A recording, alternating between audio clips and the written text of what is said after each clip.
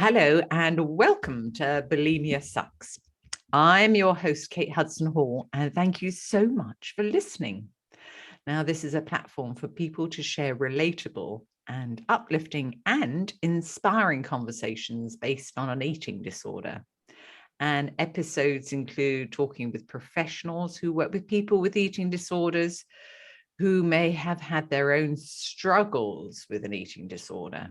And then also to people who are actually going through a eating disorder and the steps that they are taking to overcome and move forward in their recovery. Now, as a therapist, I've created a free Bulimia Sucks course to help you get started on your recovery pathway. So if you would like to know more about that, if you go to my website, katehudson-hall.com, where I have a sign-up form. So you can sign up for it there and it'll just take you straight into it. And the other thing I want to mention is my coloring books. So I have created 4 coloring books, one for bulimia, anorexia, binge eating, and anxiety. So they've got a display of 40 plus mandalas with a quote on. And then on the opposite page, there are questions about that quote. So what you can learn from yourself to help you from that quote to help you in your recovery. So I'm very excited about my coloring books. And if you would like to check them out, if you put my name into Google or Amazon, you will be able to find them. So have a look at them. Now, our guest today is Jessica Setnick. Now, Jessica is your favorite kind of dietitian. She knows her stuff, but she doesn't take herself too seriously. So that's good. She blends her personal bulimia recovery story with 24 years of experience in the eating disorders field as she writes and speaks and interviews worldwide, sharing the message that everyone needs a safe place to talk about their eating patterns and everyone who wants help should be able to get help. Her advocacy work knocking down insurance barriers to treatment and systemic bias in healthcare has made a difference, but she's not done yet. So Jessica is joining us today to share her journey with bulimia and her experience in her eating disorder, in the eating disorder field. So Jessica, thank you so much for joining us. I had to get up because I didn't know about your coloring books before today, but this is my hobby. I love to paint mandalas. And so I just wanted to show you, it's just karmic. We have that in common. Oh, fabulous. So Jessica has shown us, are they stones? Yes, they're stones. And you painted them, these beautiful mandalas. Yeah. They cover my house. These are just 2, but I wanted to show you some. Yes. So I can't wait to color in one of your coloring books. Oh yeah, thank you. Thank you. They are beautiful. So you've done a lot of them. A lot.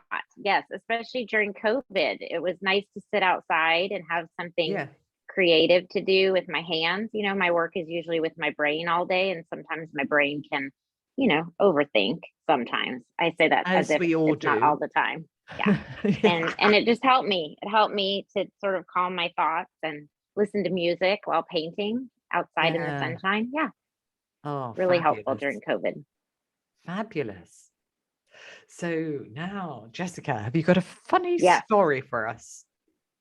Oh, sure. I have a funny story. And I know that you have listeners in all different countries. So I'll just clarify at the beginning that here, so what I did is a do-it-yourself project one day, my very first do-it-yourself project. I was probably in my early 20s and had, a home for the first time, a rented home. And the bathroom needed to be resealed. So I think you call it sealing there. For us, we call it caulk, C-A-U-L-K. Yeah. And probably because of my accent here in Texas, we just call it caulk. you don't pronounce the L. And so I was really proud of myself this day because I did my first major home repair project. And so I was at dinner with my entire family, my mom, my stepdad, my brother, my sister-in-law, my boyfriend. And someone said, "How was your day, Jessica?" And I said, "I am amazing. I am the queen of cock." Everyone looked at me and I didn't hear it. I didn't hear it. I didn't hear it. And then all of a sudden I heard it. And my brother just looked at me like, "What is happening?" And I realized, oh God, CAULK. That's not a cock. Oh, I bet your boyfriend thought, what on earth? Right? I do believe in saying what you mean. And I said what I meant, but it wasn't necessarily received in the same way. So good lesson for life. That is so funny. I love that. That's so funny. Poor mother. She was probably going, "Oh, help. What? Oh, yeah. What's happened to my daughter?" And I didn't even say it quietly. I mean, I was so proud. I announced it. Oh, gosh. So, Jessica, tell us, let's begin from when you had bulimia and then how you worked through that and took yourself forward. When I had bulimia, I will tell you, I did not identify as having an eating disorder. And I think that's so important because some eating disorder behaviors are just so normalized in our society, right? Yeah. So, but I remember actually now looking back as early as 5 years old, comfort eating. My mom is a very free spirit. Time is not a real thing to her. I don't really understand it, but I've learned to sort of accept it and deal with it as an adult. But as a child, I had no idea. All I knew is I was always the last person to be picked up from kindergarten. And this is back in the 70s. I know this would never happen today, but it was sort of the kind of thing where the teachers would just wait and then they would wait and then they would wait. And then eventually they'd just tell the secretary, like, "There's still a student here," and leave, I guess. And I would just be alone in the classroom. Oh, gosh, right. And so I remember climbing up on the countertops in the little kitchens and looking through the cupboards to see what snacks there were there and eating animal crackers. And I believe I probably needed a snack, but I was probably also, really comfort eating until, because as a child, you don't have that frame of reference of like, my mom is always late. It's kind of like maybe today's the day she's not coming at all. Yeah, so looking back, I can see that sort of comfort eating behavior started very, very early, but I didn't identify it at all. When I was in college, I went on a diet in my sophomore year, in the winter vacation. I went home, went on a diet for however many weeks that was, lost a pretty significant amount of weight for that short period of time and came back. And in my dorm, they gave awards. And I got an award. It was called the Award for Dramatic Diminution. It was very, elitist language. But basically meant I lost weight fast. And so once I had gotten an award for that, it became the idea that, wow, I better not gain any of that weight back because people are looking at me, people are watching. And yet the diet I was on was completely unsustainable, not even a little bit realistic. And so what I found was I would eat in front of people a very limited amount. And then at night, I would find myself in the dorm kitchen eating pieces of cake and pie. Sometime during that same year, a friend demonstrated how to force yourself to throw up while drinking so that you could drink more. I mean, this is like unhealthy habit on top of unhealthy behavior, right? Yes. And so I learned to eat whatever I wanted, cake, pie, whatever I was starving for, and then make myself throw up. And so that's how the whole thing got started.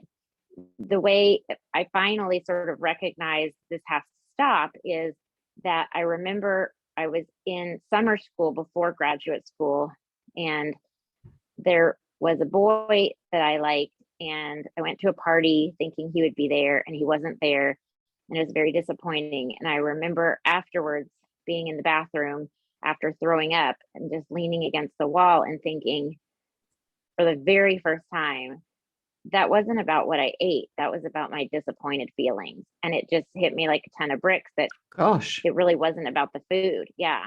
And so that was a huge turning point for me, was that connection. And so it's really interesting that it's connected it before. Yeah. It's really interesting that you actually had that awareness. Because so often we're just on And autopilot, aren't we? And, in a yeah, trance doing yeah. it. Yes. And it was only after the trance ended that I was able to say, wow, that was really because of the feelings. And so I made a commitment that night that I would not throw up again. It was literally white knuckling. But I was about to go to grad school to become a nutritionist. And I just thought I have to live my life in a different way if I'm going to help others.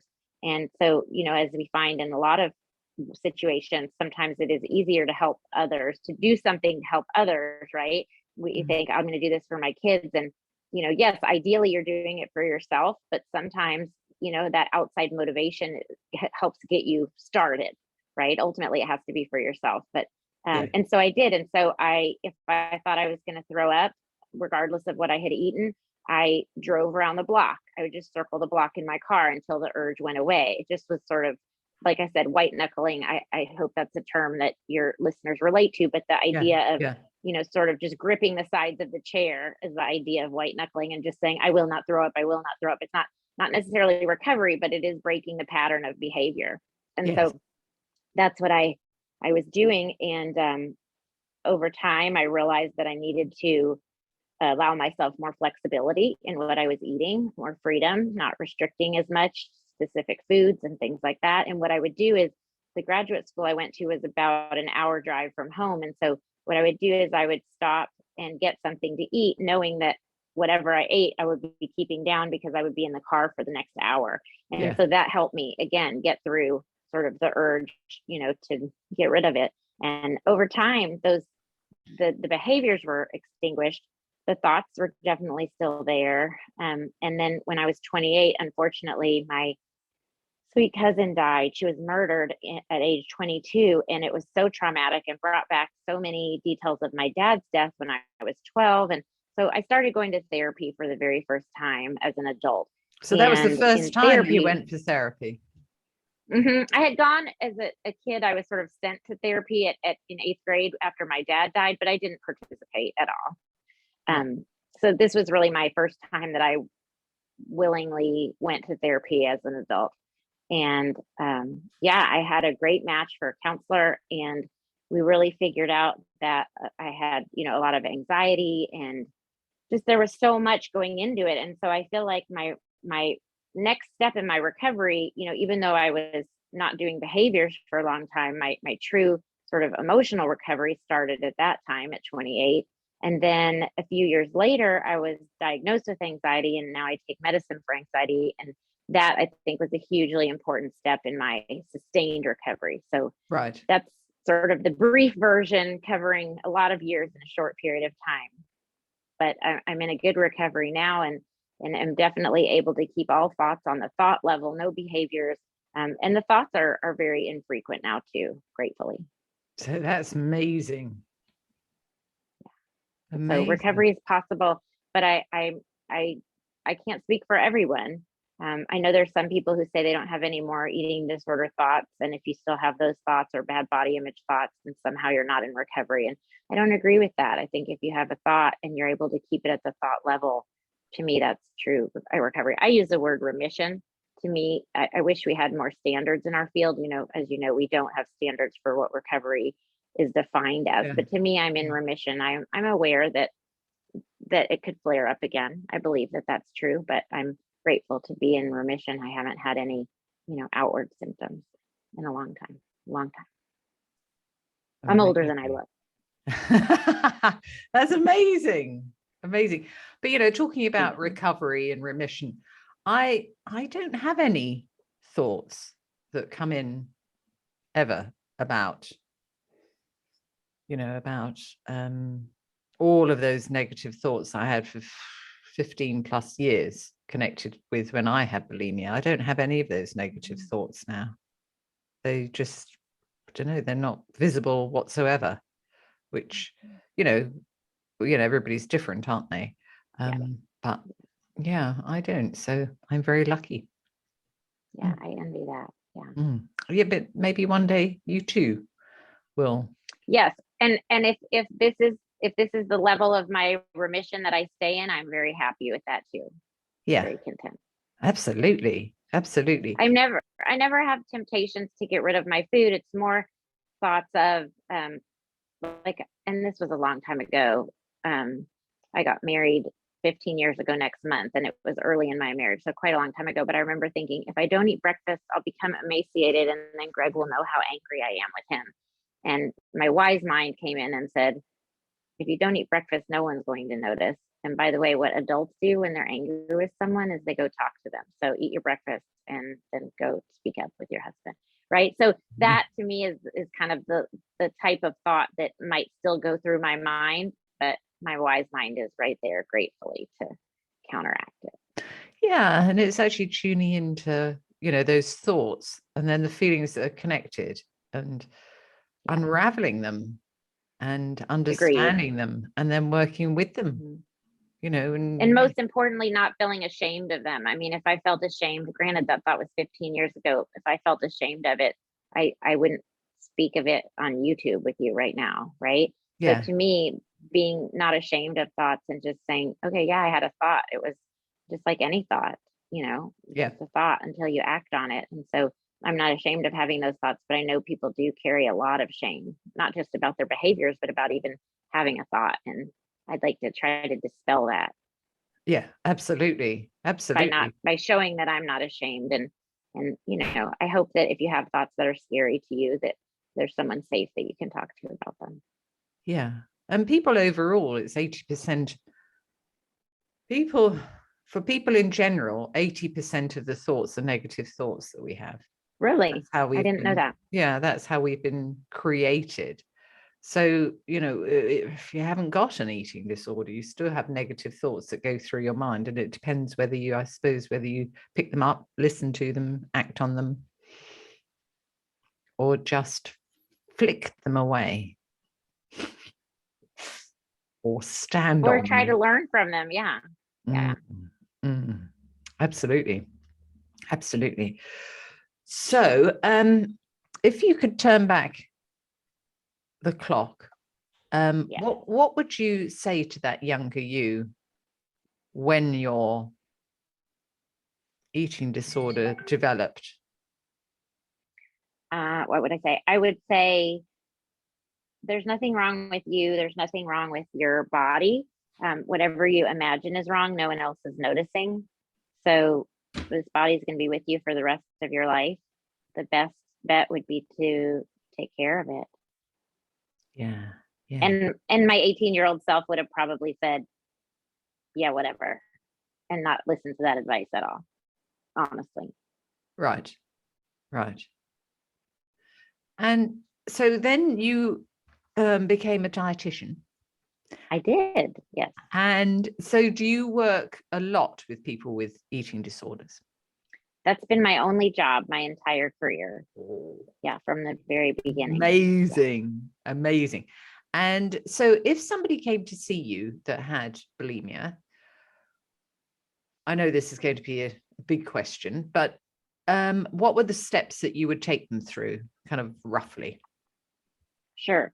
So first I would ask a lot of questions, because as a dietitian, I believe that there are 4 pathways to any eating disorder, and I would want to try to rule out anything biological or physiological that was happening, because until the root of the issue is solved, there's no way to create sustainable change. So I would be assessing for, any kind of medical issue that might require intervention, hypothyroidism or concussion, those kind of things, and try to find out what that person's history is with eating. Then I would look for anything sort of stress and trauma related. Did they have a food insecure background, or had they had any traumatic events? And even if I'm not the right person to talk about the traumatic events, I would want to make sure they did have someone to talk about that, so we could get that separated. I feel like my job as a dietitian is to really separate food from feelings, and I can handle the part that's really related to food and eating, but the part that's related to adverse childhood experiences or relationship issues, things like that, I would want to send that to a psychotherapist or counselor or psychiatrist like yourself. And then we would start to work on what is the learned behavior. What are the beliefs that someone has about food?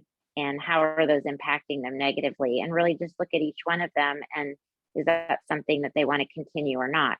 At the same time as I would be doing that assessment over several weeks and trying to unravel the eating disorder behavior, I would Right. also be encouraging someone to eat appropriately. And so it would depend on what their behaviors were. If someone, let's say, wasn't eating during the day, I would recommend that they eat several times during the day. We might talk about the very specific things for them to eat during the day that they felt safe with, because the goal would be to not eat anything that they knew for a fact they could not keep down.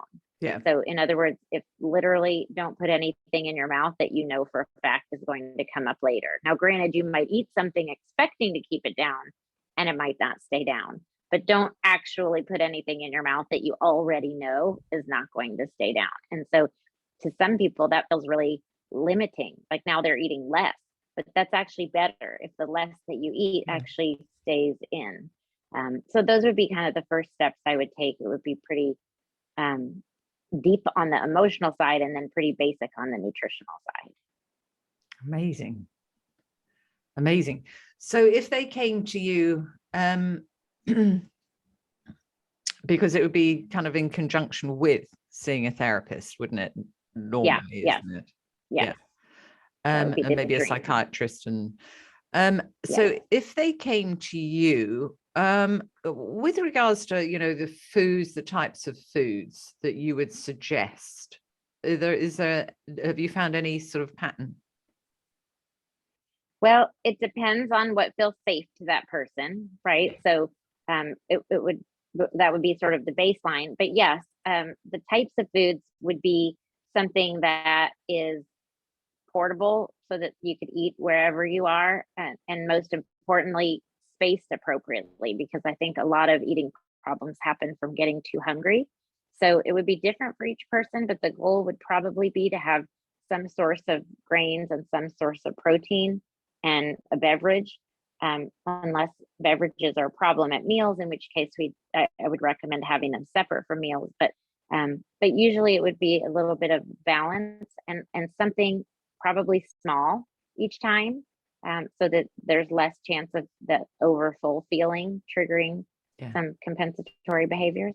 So not any one specific food, but it would depend on the individual's food preferences, but ideally getting in a source of carbohydrates and a source of protein every time. Yeah. And would you suggest when they're comfortable doing that, is that when you would sort of start to suggest for them to begin to eat on a regular pattern? Well, I think a regular pattern is important in the beginning, even if it feels very mechanical. And depending on how much someone's eating, if it's very small amounts, it might be every 2 hours, might be appropriate. It might end up being, 6 or 7 times a day, which might feel like a lot to someone, but the goal is to have an appropriate amount of food, but it's small enough portions each time that they're able to, not trigger that desire to compensate. Yeah, because I remember when I started on my recovery pathway, and I I was given a list of foods that I should eat every day. Mm-hmm. And I remember thinking that it was just this, this is a list of how normal people eat. Mm-hmm. Like I had to have 2 bits of bread at lunchtime in a sandwich. And that was huge to me. But it was such a positive step forward for me. And I was very scared, and that's okay to be scared. But it was really super helpful for me to see how normal people eat, and which is what my ultimate goal was. But it was very, Mm-hmm. very helpful for me to be able to have that clear guidance of what I was working Mm-hmm. towards, because I had no idea how to eat whatsoever. Yeah. And it was very I think frightening, but that's okay. Yeah, I think that's the beauty of being a dietitian, is that we can hear, we're good listeners, but at the end of the day, the question for us is, what are you going to eat? We're very, very practical at heart. And so, I'm thinking of an example of someone who says, well, my significant other tells me I'm fat every night at dinner. Well, I'm sorry to hear that. And it's important to talk with your therapist, ultimately about whether this is a relationship that you want to be in. But what will you eat for dinner? Like, how can we be practical? Do you need to eat before your significant other comes home from work? Would you prefer to eat with a friend? Would you prefer to eat alone? Right? What are the ways that you can actually nourish yourself regardless of what's happening around you? And I love that practical aspect of being a dietitian. Yeah. And Jessica, for you, what were your specific reasons to recover? Do you remember? Well, I remember very specifically thinking this is not the way I want to live my life. I remember thinking that if I wanted to be a role model for other people, I needed to be a role model for myself, right? I didn't want to be a person that talked a good game, but in the background was doing unhealthy behaviors. I also remember not wanting to give any boy that much power in my life ever again, to where I was harming myself because of disappointment over someone else's behaviors. Those are the main things that I remember. And then later, when I was, in therapy, I remember thinking that I didn't want to be I'm trying to think of the right word. I don't want to say a victim of my thoughts and feelings, but I wanted to not feel like my body chemistry was overruling my mind. And that's why I decided to start taking medicine, even though I really didn't want to take medicine. I saw it, as many people do, I think, as a weakness, but I remember thinking, if this is a chemistry problem, then I want to solve it so that I can be more conscious, making choices that are congruent with how I want to live my life. Yeah, absolutely. Absolutely. So if somebody was thinking about stepping on the recovery path, what would you say to them? Oh, I would say, absolutely, you're worth it. Think about who in your life could possibly support you. It's challenging to do on your own. You can. There's books you can read. There's workbooks you can do. If it's at all possible to be a part of maybe a 12-step group or get a sponsor or something like that, even if you don't feel like there's anyone currently in your life that you could talk to about it. I think even an online support group, just knowing you're not alone can be really helpful. That would be probably my number one piece of advice. Yeah, absolutely. And what specific resources would you suggest to somebody? Well, I know you have at least one workbook. I know I have a workbook. I think Intuitive Eating is an excellent book to sort of describe, as you said, what it is that you're striving for. Those are the things that come to mind. There's lots of information online. I would recommend online versus a memoir. Online professional help as opposed to a memoir of someone who's been in recovery, because I think most of those memoirs tend to have sort of, at the depths of my eating disorder, I was doing this and this many times a day, et cetera. And I feel like it's really easy to compare and to think, oh, well, I must not have an eating disorder, or my eating disorder isn't that bad because it's not as bad as that person's. And so I feel like those kind of memoirs sometimes encourage comparison. I'm not saying there aren't good memoirs out there, but it might be for a later time in recovery. I think in the beginning of recovery, it's more helpful to have a book like Intuitive Eating or something that's actually more practical. Nourished is a good book. I can give you a list of the books I recommend, and you could put them in the show notes if you'd like. Yeah, that would be excellent. Yeah, that would be great. And maybe any websites or oh, sure. Yeah, other ideas, that would be great. And then we can add them to the notes. And so how can people find you? Oh, I'm easy to find online.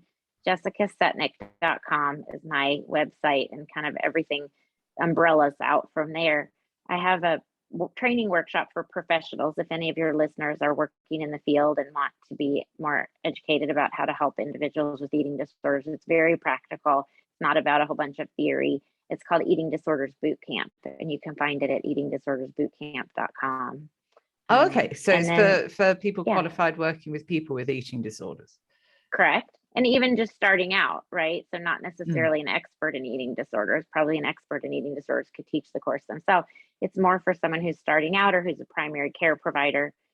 And then I have a workbook too called that was the old name. It's called Food Fairy Tales. And it's about going back in time and looking at how your eating thoughts and thoughts about your body and messages that you received developed. And that's something that it's a pretty deep dive. It's not light reading, but it can really help. And so you're welcome to look at that. That's at foodfairytales.com.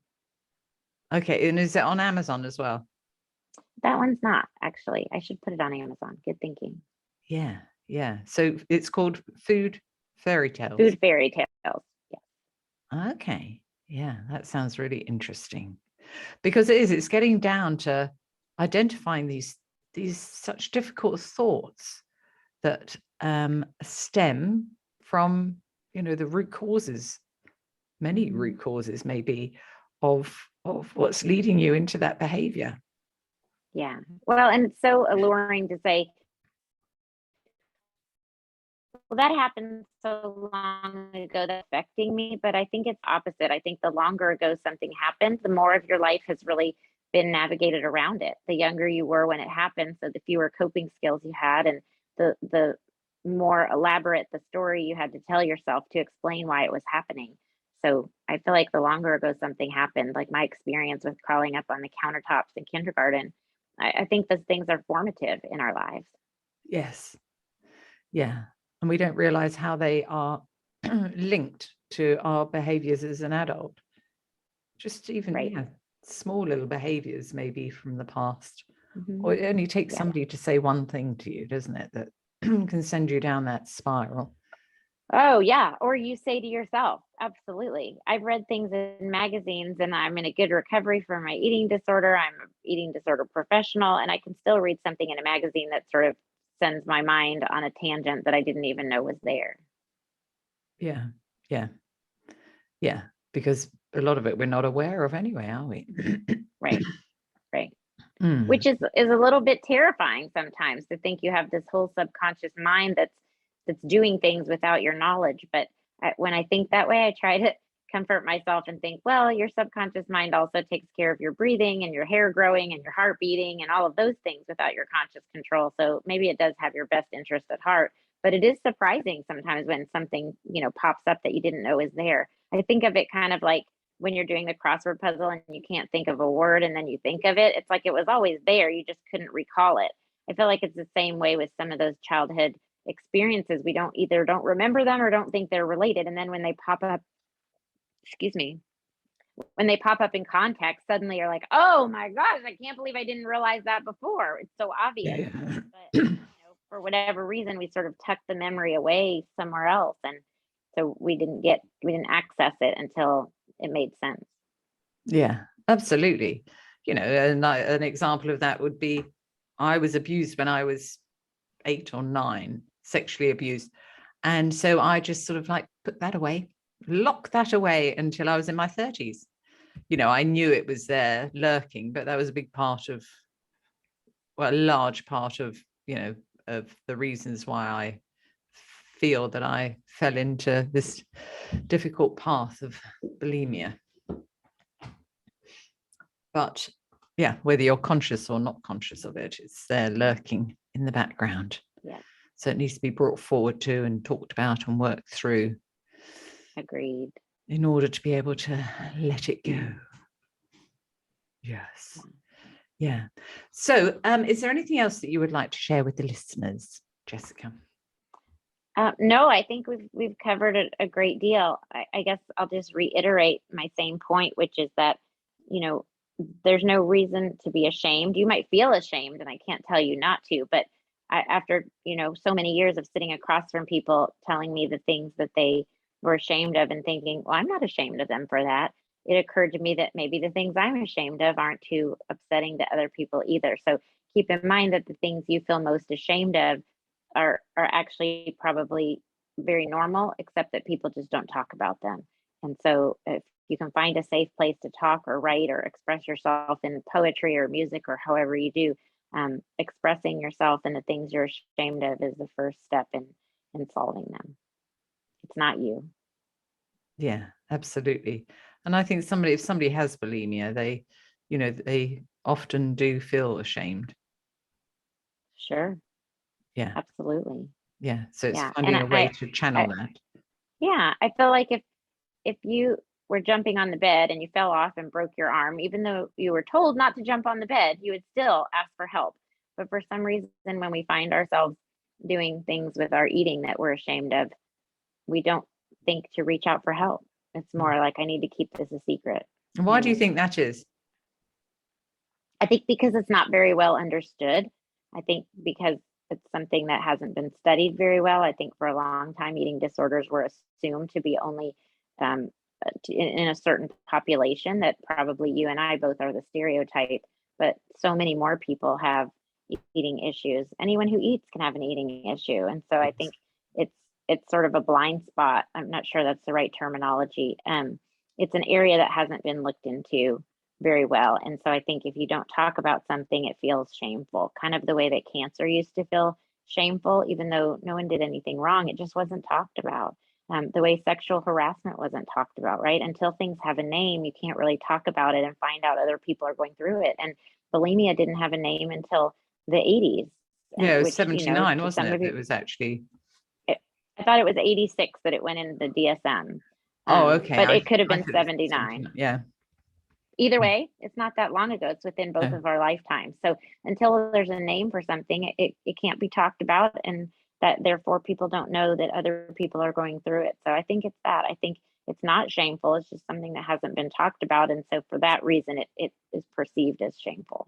Yes. Yeah. But absolutely. I mean, one time in my entire career, I saw a young teenager, early teens, and she came into me with her parent, and the parent said, well, she told me she threw up after she ate. And so she said she needs to talk to someone about that because that's not the right thing to do.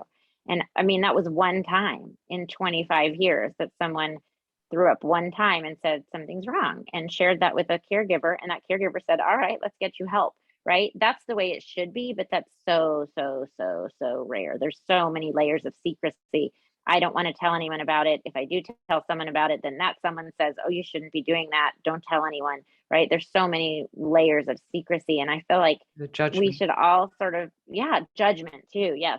That we should all have this idea. And this is what I implement in my life now. It started when I realized that I had bought some things, I don't remember what, clothes, whatever, and it was in the trunk of my car. And I thought, oh, well, and again, this is newly married me.